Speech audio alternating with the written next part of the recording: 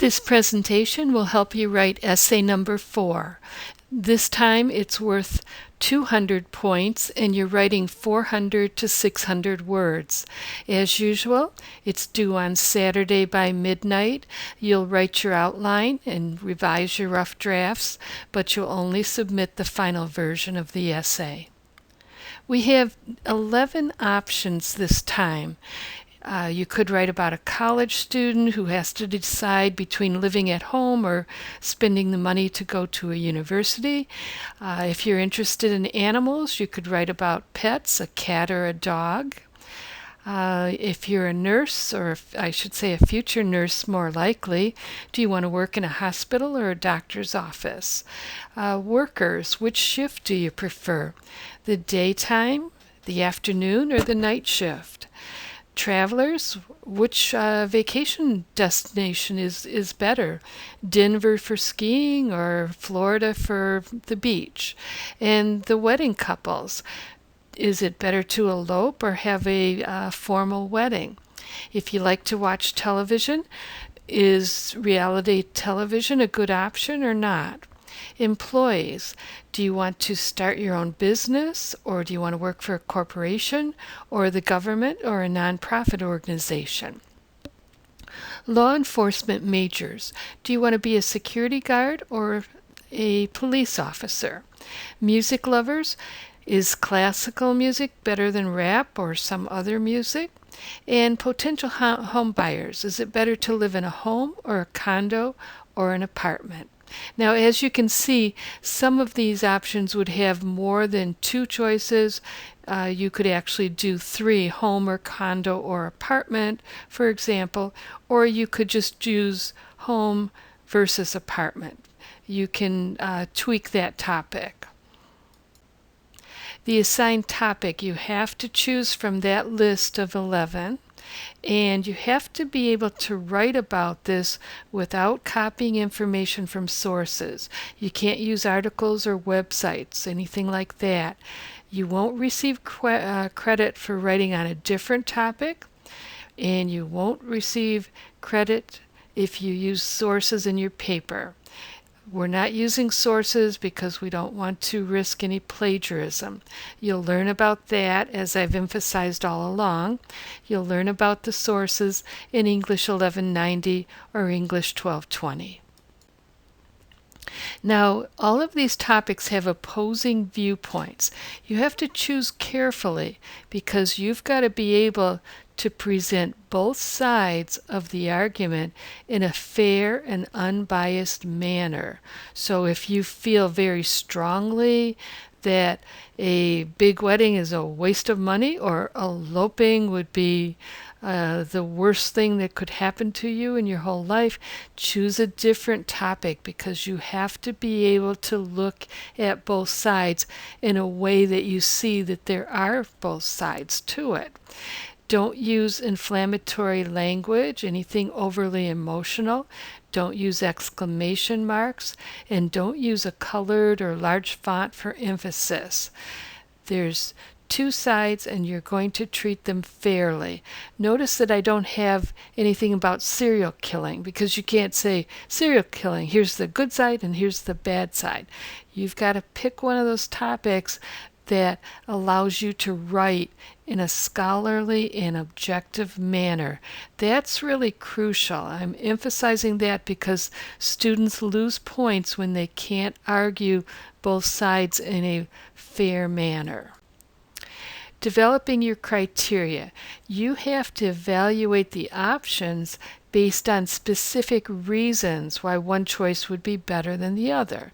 For example, a skier would prefer Denver to Florida in the winter because there would be snow. An engaged couple on a limited budget, maybe saving for a house, might prefer the elopement for financial reasons. You have to have those reasons. Now, when you develop your criteria and your reasons, there'll be a relationship, and it would be good to develop that relationship in your thesis statement. Your criteria are your reasons, the weather being the factor for the skier. That's the last part of a thesis statement if you write it in this plan of development manner. So the example would be claim plus supporting reasons. Let's use a choice that's not on the list. Leasing a car is better. That's the claim. Leasing a car is better than buying. Because reason 1, reason 2, and reason 3. Maybe no down payment might be reason 1. Reason 2 would be money for more options. Now, reason 3, you have to develop two sides. You might throw in something about the mileage, but you'd have to put that in a separate sentence. You'd have to say leasing a car is better than buying, claim, because of no down payment and more money for options, period. However, comma, mileage must also be considered. There isn't just one way to write a thesis, but this plan of development, the claim plus supporting reasons, can work well. And notice in my example, what I said was you can actually have two, sentences if you need it. If all your reasons aren't supporting your claim, do what I did, give two, and then use a however statement. Now the structure. The introduction captures the reader's attention, and you choose reasons for deciding between the options. You do this in the planning phase. It may not appear as sentences in the paper. Okay, I mean, your planning sometimes is more than winds up in the paper. But the thing you have to do in your introduction is capture that reader's attention first. That's probably the most important, because if the reader isn't interested in the paper, that's a huge problem. And the second thing is present that thesis. I'm strongly recommending the claim plus supporting reasons approach. It usually results in a better grade for a first semester writing class. However, it isn't the only way to present to present a thesis. Now you write at least 2 paragraphs. You'd have to have one for each side, most likely, or you could have an alternating points where you would discuss each reason separately. However you do it, you'd have to have at least 2 paragraphs and in the body, in addition to your introduction and your conclusion. Include appropriate topic sentences and include adequate support. Your conclusion. Emphasize the logic behind your recommendation. Consider making a prediction as well as a recommendation. Most importantly, don't be repetitive. Don't simply repeat what you'd said in the introduction.